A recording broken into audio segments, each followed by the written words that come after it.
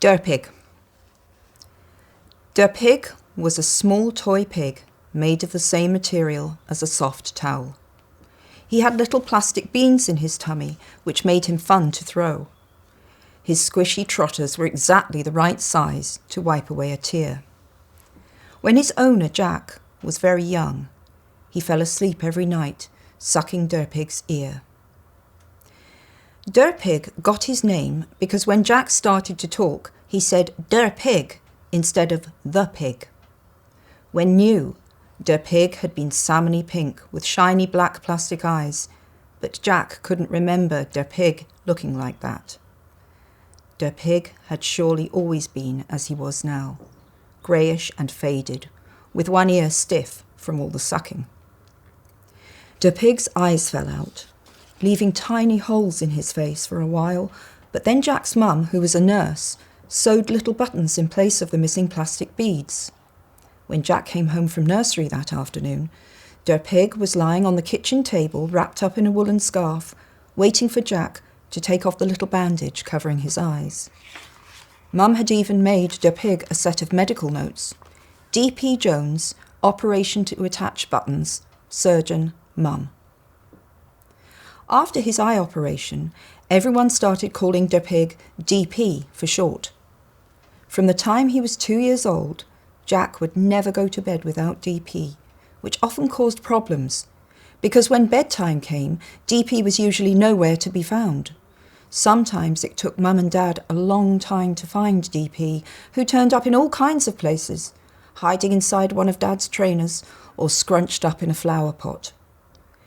"Why do you keep hiding him, Jack?" Mum asked every time she found D.P. curled up in a kitchen drawer or hidden behind a sofa cushion.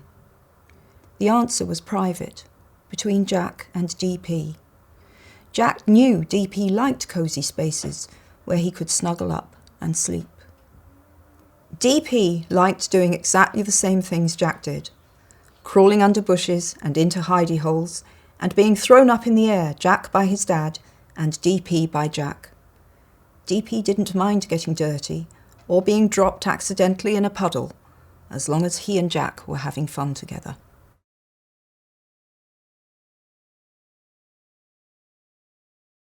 Mum and Dad.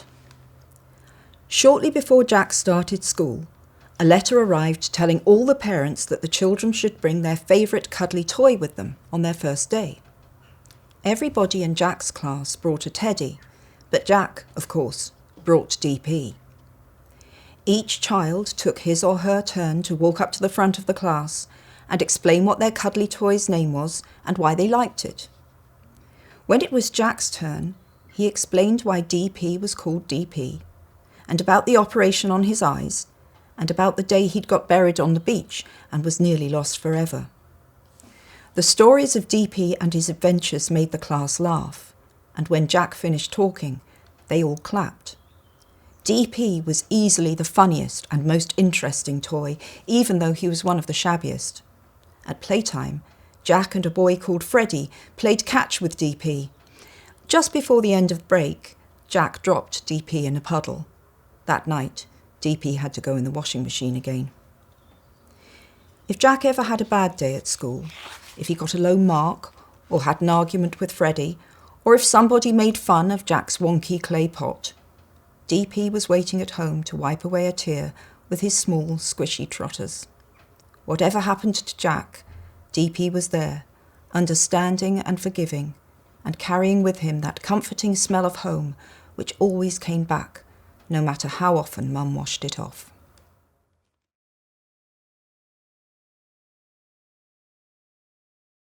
All Jack's life, when he'd gone to bed, he'd reached for D.P. He seemed to feel D.P. right now, his limp little body, his bean-filled belly, his worn trotters, so good for wiping away tears. He could even smell D.P.'s slightly grubby, home-like whiff. "I'll find you, D.P.," Jack vowed into his tear-soaked pillow. "I'll come back when they're all asleep."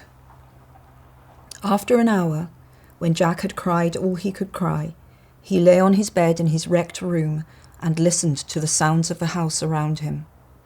He kept hoping to hear the front door open. If Gran phoned Mum at work and told her what had happened, she'd surely come home early. Mum understood how important DP was. She'd help him look. But the front door didn't open. Grandpa came and knocked on Jack's bedroom door at 1 o'clock and asked him if he wanted lunch. Jack shouted no. A little while later, Gran came to his door and asked him if he wanted to come and see the new angel on top of the tree. Jack shouted no, even louder. Then he heard the front door open and close. For one happy moment, he thought Mum had come home early, just as he'd hoped, but instead, he heard somebody walking away down the snowy front path. He didn't care who it was or why they were going. He no longer cared about Christmas. All he cared about was DP. It was nearly tea time when he heard the garden gate creak and footsteps coming back up the path. Hoping it was Mum, he jumped up and looked out of the window, but it was only Grandpa and Holly. Not long afterwards, there was another knock on Jack's bedroom door, and it opened. "Jack," said Grandpa, "Holly's got something she'd like to give you." Holly's face was puffy and tear-stained. Jack sat up on his bed, staring at the brown paper bag in Holly's hand. He could think of only one thing that could make up for what she'd done. They must have gone back to the motorway to look for DP. They must have found him. For the space of a heartbeat, Jack thought that was exactly what they'd done, because when Holly put her hand in the bag, he heard the rattle of belly beans. Then hope fled. Holly had pulled out a brand new pig.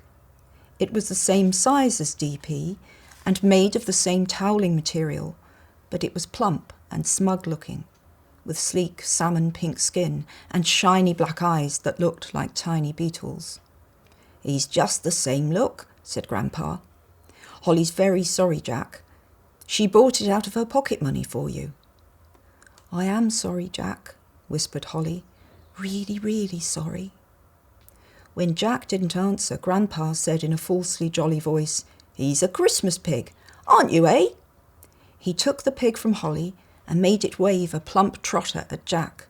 "See, Jack, he likes you.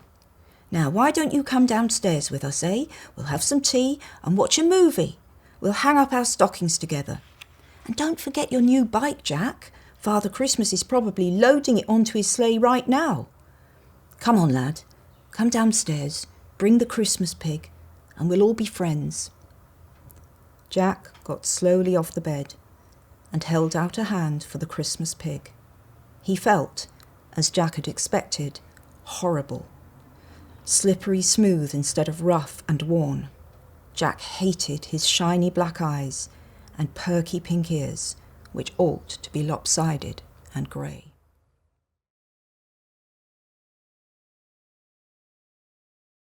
Beneath the tree. With the word lost, everything beneath Jack's feet vanished. He was falling, or rather slowly sinking, down through the place where the floor should have been. It was as though he was trapped in some thick substance he couldn't feel or see. The tree lights had disappeared. All was inky blackness. "Christmas pig?" Jack called in panic. "I'm here," came the Christmas pig's voice out of the darkness. "Don't worry. This is how you enter the land of the lost. It'll be light in a minute." Sure enough, within a few seconds, Jack was able to see the Christmas pig again. Like Jack, he was floating downwards. Their surroundings became gradually lighter, until Jack realised they were both sinking through their own column of golden light. Above them were two round holes in a wooden ceiling that Jack thought must be the floor of the world they'd left behind. His world, where Mum lived, where everything he knew existed. Down, down, down they sank, and now Jack noticed that he and the Christmas pig were far from the only things sinking slowly through their columns of light. There were thousands upon thousands of them. Weightless, Jack was able to twist and turn, and in every direction he saw more sinking things. Nearest to Jack were a teaspoon, a shiny red Christmas bauble, a dog whistle, a pair of false teeth, a glove puppet, A shiny coin, a long string of tinsel, a camera, a screwdriver, a plane ticket, some sunglasses, a single sock, a teddy bear, and a roll of wrapping paper patterned with reindeer. "You wouldn't think it was possible, would you?" the wrapping paper called to Jack. One of the reindeer on her surface was talking and blinking. "Third time she's lost me this evening. I've rolled under the radiator. She's panicking. Left the wrapping too late as usual." The roll of paper had barely uttered these words when she reversed direction and began travelling up instead of down towards the hole in the ceiling. As she rose out of sight, the wrapping paper shouted, "Yay! She's found me! Good luck! Hope you're back up top soon." Jack didn't answer because he was too astonished by everything that was happening around him, and especially what he could see of the floor below.